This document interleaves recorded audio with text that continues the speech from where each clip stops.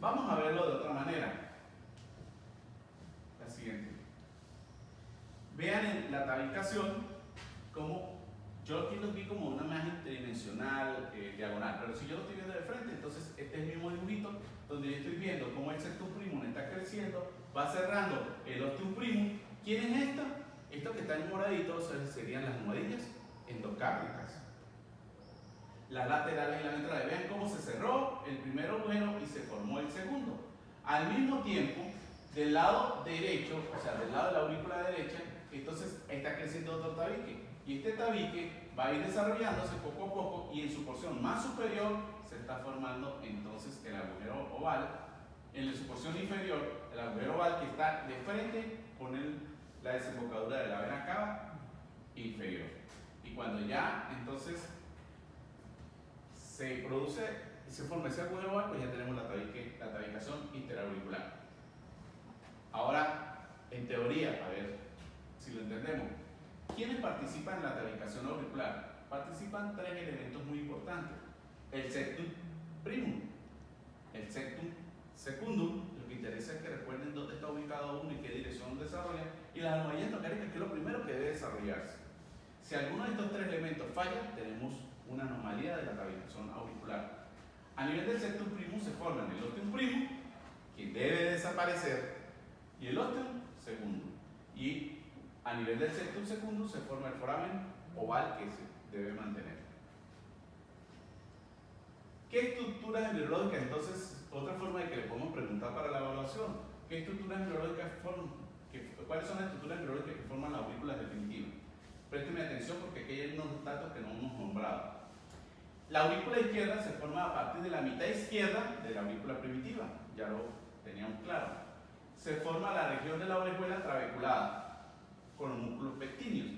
Pero recuerden que nosotros habíamos dicho anteriormente que todas las cavidades van a poseer, decíamos, porción trabeculada, porción trabeculada. ¿Por qué? Porque hay una porción lisa, tanto en los vestíbulos como en la aurícula. Y entonces, la porción terminal de las venas pulmonares va a formar la porción lisa. Ya vamos a ver cómo es esto. La aurícula derecha se forma a partir de la mitad derecha de la aurícula primitiva, que va a dar origen a la región de la orejuela trabeculada con los músculos pectíneos, y al incorporarse el seno venoso, que nosotros lo vimos anteriormente, que ese seno venoso, a medida que se va incorporando para formar la válvula del seno venoso y todo eso, va a formar la porción lisa de la aurícula derecha. Entonces deben tener claro quién forma la porción lisa, quién forma la porción trabecular. Vean que estamos usando las mismas imágenes. Estas mismas imágenes las vimos cuando vimos seno venoso, que era esto, la desembocadura del seno venoso. ¿Cómo se forma el tabique interventricular? Siempre vamos a tener lo mismo. Si ustedes recuerdan que el ventrículo primitivo va a formar entonces el ventrículo izquierdo, y la porción proximal del bulbo arterial me va a formar el ventrículo derecho. Y entre los dos empiezan a aparecer unos pliegues. De la porción inferior del piso de esos ventrículos, entre el ventrículo y el bulbo, empieza a crecer tejido mesenquimático que va a crecer y va a empezar a formar una porción gruesa, un tabique. Y a esta porción, que es el esposo del tabique interventricular, es la que me va a formar la porción muscular del tabique interventricular. Y en el momento que esta porción empieza a desarrollarse, ya tenemos dividido el ventrículo derecho y el ventrículo izquierdo. ¿Y quién está aquí? ¿A quién está buscando este señor? Él quiere encontrarse con quién, con esta señora que está aquí, las almohadillas endocárdicas. Entonces, él va creciendo, miren cómo se está formando, pero él no tiene fuerza suficiente para llegar hasta allá. Entonces él pide ayuda. Vean que le estoy echando como una historia, como un cuento, y así que deben estudiar la neurología. Él necesita ayuda. Entonces le queda un espacio por rellenar, y ese espacio lo vamos a llamar agujero interventricular o foramen interventricular. Entonces él pide ayuda para completar ese agujero, y ese agujero va a formarse por un tabique mucho más delgado y se le llama porción membranosa o tabique membranoso interventricular. Miren lo que está aquí. Entonces tenemos la porción muscular que se formó del mesenquima, que se creció de la porción inferior, y la porción membranosa que necesita la participación de tres tejidos. ¿Quiénes participan en la formación de la porción membranosa? 3 señores. Para tapar este huequito se piden donativos, como están sucediendo con muchas personas aquí en Venezuela. Entonces se piden donativos. ¿Y a quién le piden donativo?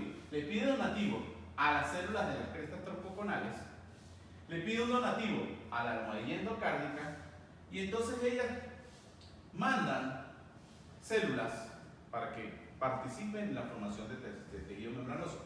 Y otra porción muy pequeña la forma, la porción muscular aporta unas células conjuntivales, y entre las 3 van a formar entonces ese tabique, esa porción membranosa. Miren cómo las 3 pues, se buscan para unirse, y entonces ocluyen ese pedacito de ese agujero primario que estaba ahí, y entonces forman la porción membranosa. Esto que les comento, que son 3 elementos que participan formando esta porción membranosa, si alguno de los 3 elementos falla, tenemos una anomalía, una comunicación interventricular. Por eso la anomalía congénita más frecuente del corazón es la comunicación interventricular. Si hay un agujerito que mida 2 milímetros, ya eso es una anomalía. ¿Qué pasa? Que si el déficit es muy pequeño, pasan desapercibidos y la persona pues lleva una vida completamente normal. La siguiente. ¿Ven? Aquí vemos cómo las crestas troncoconales más la almohadilla endocárdica terminan de cerrar entonces ese tabique interventricular. Muy bien, entonces, ¿quiénes participan en la tabicación interventricular? El tabique muscular, que se forma del piso de los ventrículos primitivos, ese grueso que viene abajo.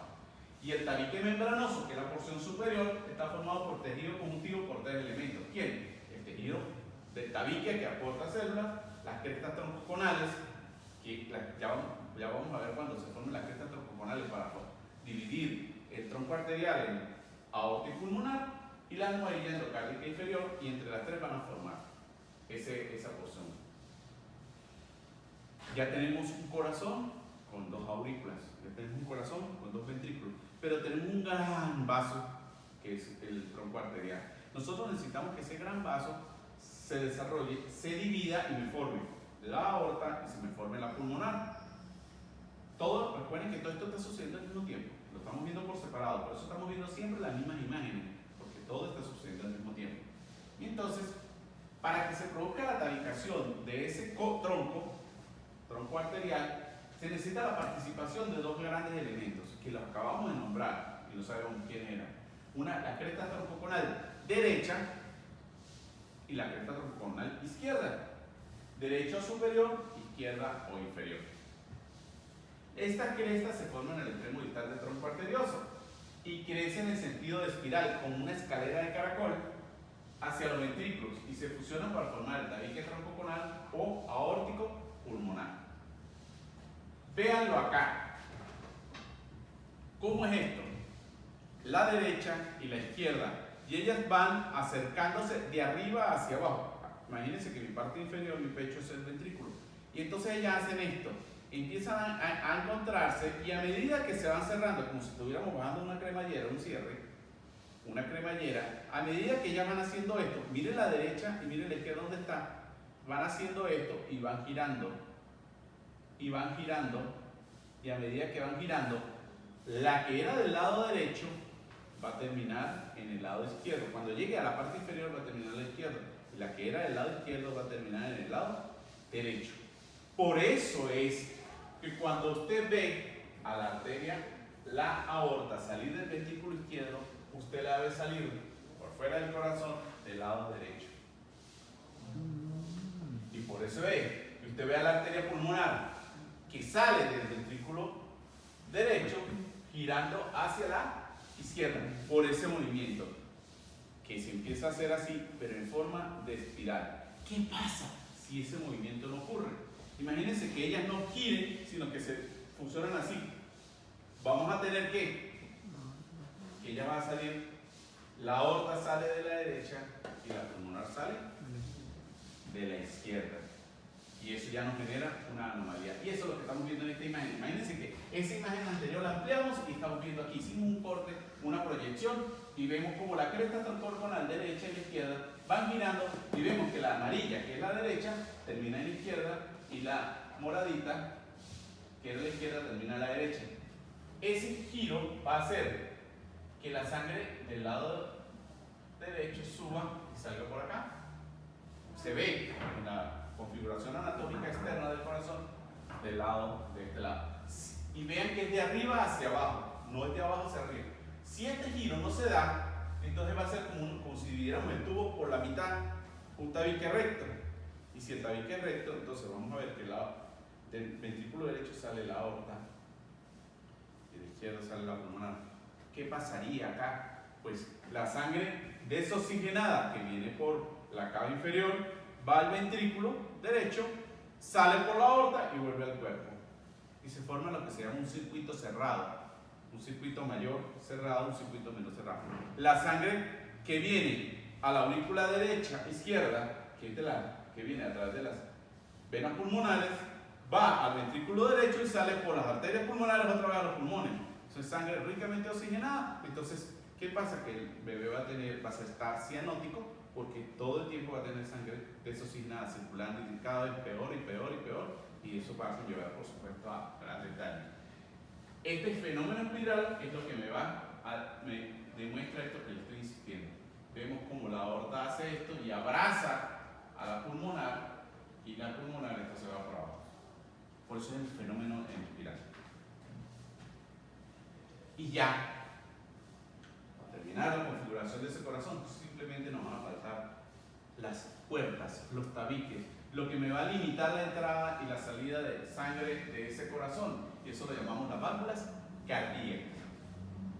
¿Cuáles son? Las válvulas auriculoventriculares, que son las que van a regular la salida de sangre de la aurícula hacia los ventrículos, tanto derecho como izquierdo, y las válvulas simoideas, que son las válvulas que van a regular la salida de sangre de los ventrículos hacia los grandes vasos. Entonces tenemos las simoideas aórticas y las simoideas pulmonares. Muy sencillo. ¿Cómo se forman estas señoras? Pues recuerden que aquí tenemos este es un corte, estamos viendo solo aquí el ventrículo, esta sería la aurícula. ¿Y quién es esta que está en el centro? Las almohadillas endocárdiacas. La central, se recuerdan la clase anterior. Y estas son las almohadillas laterales.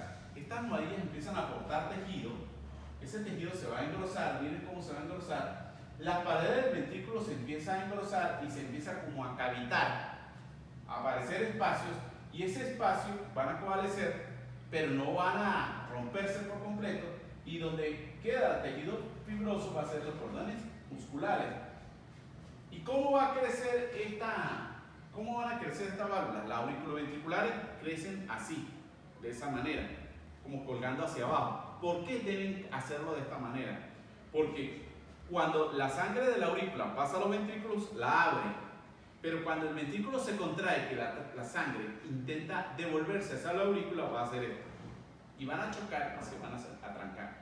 Si las válvulas crecen de manera contraria, cuando la sangre de la aurícula vaya hacia los ventrículos, va a hacer esto. No va a pasar, no la va a dejar pasar, se va a trancar. Entonces no va a salir nunca. Entonces, y a lo que el ventrículo se contraiga, pues la sangre que está, la poca que tenga en el ventrículo, pues va a irse hacia la aurícula.